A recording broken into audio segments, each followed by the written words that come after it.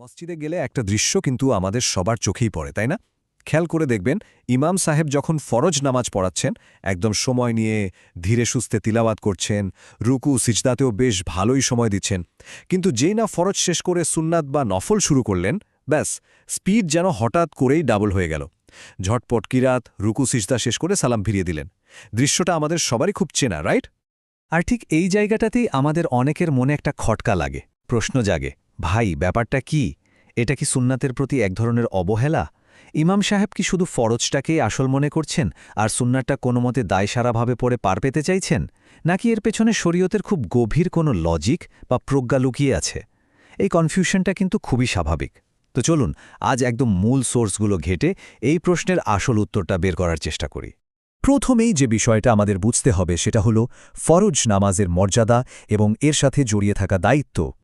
দেখুন, ফরজ নামাজ কিন্তু আপনার আমার কোনো অপশনাল ব্যাপার না, এটা সরাসরি সৃষ্টিকর্তার অর্ডার, আর এর সাথে জড়িয়ে আছে বিশাল এক সোশ্যাল রেসপন্সিবিলিটি। ইমাম সাহেব যখন ফরজের ইমামতি করছেন, ওনার পেছনে কিন্তু সব বয়সের, সব ধরনের মানুষ দাঁড়িয়ে আছেন। সেখানে একদম দুর্বল বা অসুস্থ মানুষ আছেন, বয়স্ক মুরব্বীরা আছেন, আবার এমন মানুষও আছেন যাদের হয়তো তাড়াতাড়ি ডিউটিতে ফিরতে হবে। ইমাম সাহেব ইচ্ছে করেই একটু সময় নেন যাতে এই নানা ধরনের মানুষগুলো ঠিক মতো একদম মনোযোগ দিয়ে, যেটাকে আমরা বলি খুশু, সেটা বজায় রেখে রুকুসিজদা কমপ্লিট করতে পারেন। ফরজের যে বিশাল মর্যাদা, সেটা ধরে রাখতেই কিন্তু এই ধীর গতির দরকার। বিষয়টা আরও ক্লিয়ার হবে যদি আমরা সরাসরি একটা ঐতিহাসিক নির্দেশের দিকে তাকাই। একদম পরিষ্কার করে বলা হয়েছে, যখন তোমাদের কেউ মানুষের ইমামতি করাবে, সে যেন হালকা করে পড়ে, কারণ তাদের মধ্যে দুর্বল, অসুস্থ, বৃদ্ধ এবং প্রয়োজনওয়ালা মানুষ থাকে। মানে বুঝতে পারছেন, একজন ইমামকে সবসময় তার পেছনে থাকা পুরো জামাতের কথা মাথায় রাখতে হয়। এটা নিছক নামাজ নয়, এটা চমৎকার একটা সামাজিক দায়বদ্ধতা। আর এই ফরজের ভিত্তিটা যে আসলে কতটা সলিড হওয়া উচিত তার একটা দারুণ উদাহরণ দেই। ৬০ থেকে ১০০, হ্যাঁ, সংখ্যাটা মাথায় রাখুন। আবু বারজা রাদিয়াল্লাহু আনহুর একটা বর্ণনা থেকে আমরা জানতে পারি, স্বয়ং নবীজি সাল্লাল্লাহু আলাইহি ফজরের ফরজ নামাজে ৬০ থেকে ১০০টি আয়াত পর্যন্ত তিলাওয়াত করতেন। ভাবা যায়, এটা থেকে একদম জলের মতো পরিষ্কার হয়ে যায় যে একটা ফরজ নামাজের বেসিক স্ট্রাকচারটা কেমন হওয়া উচিত এবং কেন এতে এতটা সময় দেয়া হয়। এবার আসা যাক আমাদের আলোচনার দ্বিতীয় অংশে, সুন্নাতে নামাজে হালকা করার সুন্নাহ। এতক্ষণ তো আমরা দেখলাম ফরজ বা জামাতের দায়িত্বের দিকটা, কিন্তু যখন ব্যাপারটা ব্যক্তিগত ইবাদাতের, তখন সিনারিওটা কেমন হয়? এই প্রসঙ্গে আয়েশা রাদিয়াল্লাহু আনহার একটা কথা না বললেই নয়। তিনি ফজরের সুন্নাত সম্পর্কে দারুণ একটা ইন্টারেস্টিং কথা বলতেন। তিনি বলতেন, নবী সাল্লাল্লাহু আলাইহি ওয়াসাল্লাম ফজরের ২ রাকাত সুন্নাত এত হালকা করে পড়তেন যে আমি মনে মনে ভাবতাম তিনি কি আদৌ সূরা ফাতিহা পড়েছেন। মানে বুঝতে পারছেন বিষয়টা? এই যে সুন্নাত নামাজ দ্রুত পড়া, এটা কিন্তু এই যুগের ব্যস্ত মানুষের বানানো কোনো শর্টকাট টেকনিক না, বরং এটা একদম অথেন্টিক একটা সুন্নাহ, যা স্বয়ং রাসূলুল্লাহ সাল্লাল্লাহু আলাইহি ওয়াসাল্লাম নিজেই প্র্যাকটিস করতেন। ইতিহাস ঘাটলে, বিশেষ করে ইবনে ওমর রাদিয়াল্লাহু আনহুর বর্ণনা থেকে আমরা দেখি, নবীজি ফজর আর মাগরিবের সুন্নাতে নির্দিষ্ট কিছু ছোট সূরা পড়তেন, যেমন ধরুন সূরা আল কাফিরুন আর সূরা আল ইখলাস। এই যে নির্দিষ্ট করে ছোট সূরাগুলা বেছে নেওয়া, এটা দেখেই কিন্তু বোঝা যায় যে সুন্নাত নামাজটাকে তুলনামূলকভাবে হালকা বা একটু স্পিডি রাখার একটা স্পেসিফিক ডিজাইন আগে থেকেই সেট করা ছিল। তাহলে ব্যাপারটা আসলে কি দাঁড়ালো? এটা কি ভারসাম্য নাকি সত্যি অবহেলা? এই দুইটা ভিন্ন গতির পেছনের কারণগুলোকে যদি আমরা একটু পাশাপাশি রাখি, পুরো ছবিটা একদম ক্লিয়ার হয়ে যাবে। দেখুন, ফরজ হল জামাতের দায়িত্ব, অর্থাৎ একটা গ্রুপ রেসপন্সিবিলিটি। ইমাম সাহেব এখানে একটা পুরো টিমের লিডার, সবাইকে সাথে নিয়ে তাকে চলতে হয়। অন্যদিকে সুন্নাত হল পুরোপুরি ব্যক্তিগত ব্যাপার, ইন্ডিভিজুয়াল রেসপন্সিবিলিটি।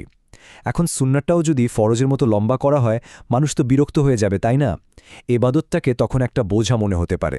তাই সুন্নাতকে হালকা রাখার মাধ্যমে আসলে অসাধারণ একটা মনস্তাত্ত্বিক ব্যালেন্স তৈরি করা হয়েছে, যাতে মানুষ এবাদতে ক্লান্তি না পায়, বরং স্বাচ্ছন্দ্য বোধ করে। আর সবচেয়ে দারুণ ব্যাপার কি জানেন? এই ব্যালেন্সটা স্বয়ং রাসূল সাল্লাল্লাহু আলাইহি ওয়াসাল্লাম নিজেই তৈরি করে দিয়ে গেছেন। ফরজে তিনি সূরা বুরুজ বা সূরা তোয়ারিকের মতো লম্বা সূরাগুলো পড়তেন, আর সুন্নাতে পড়তেন ইখলাস বা কাফিরুনের মতো একদম ছোট সূরা। এটা শুধু স্পিড কমানো বাড়ানোর কোনো গেম না, এটা হলো পারফেক্ট টাইম ম্যানেজমেন্ট আর লিডারশিপ। এর মাধ্যমে খুব সুন্দরভাবে বুঝিয়ে দেওয়া হয়েছে লিডার হিসাবে আপনার বাউন্ডারি কতটুকু আর ব্যক্তিগত ইবাদতের স্পেস ঠিক কতটুকু। তবে হ্যাঁ, এখানে একটা বিষয় খুব সতর্কতার সাথে বুঝতে হবে, সীমা লঙ্ঘন করা যাবে না।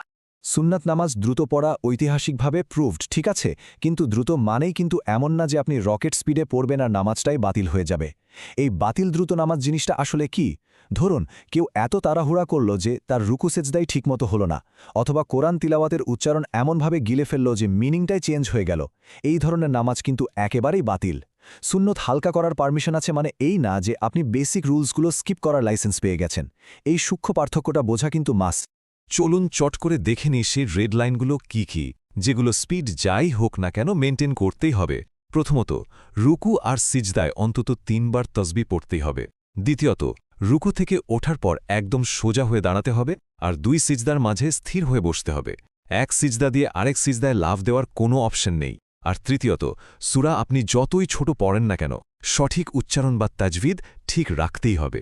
এই বেসিক রুলসগুলো ঠিক থাকলে ইমাম সাহেব বা আপনি যতই দ্রুত সুন্নত পড়ুন না কেন, নামাজ একদম ভ্যালিড থাকবে। আমরা কিন্তু আজকের এই ব্যাখ্যার একদম শেষ প্রান্তে চলে এসেছি। এতক্ষণের এই ডিপ ড্রাইভ থেকে একটা জিনিস তো পুরোপুরি পরিষ্কার, তাই না? গতির এই যে আপ ডাউন, এটা মোটেও কোনো অবহেলা বা ফাঁকিবাজি নয়, বরং এটা শরীয়তের অভাবনীয় এক প্রজ্ঞার অংশ। সত্যি বলতে কি, যখন আমরা এই লজিকগুলো জানতে পারি, তখন মসজিদে ইমাম সাহেবের দ্রুত সুন্নাত পড়া দেখে মনের ভেতর যে খচখচানি বা বিরক্তি কাজ করত, সেটা কিন্তু নিমেষেই উধাও হয়ে যায়। উল্টো এই ব্যালেন্স আর মানুষের প্রতি ধর্মের এই সূক্ষ্ম খেয়াল রাখার ব্যাপারটা আমাদের মনে অদ্ভুত এক প্রশান্তি এনে দেয়। তাই আজ আলোচনা শেষ করার আগে আপনাদের কাছে আমার একটাই প্রশ্ন।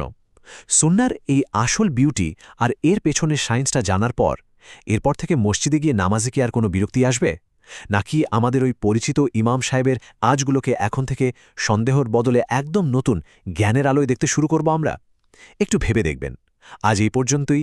এতক্ষণ সাথে থাকার জন্য অনেক অনেক ধন্যবাদ।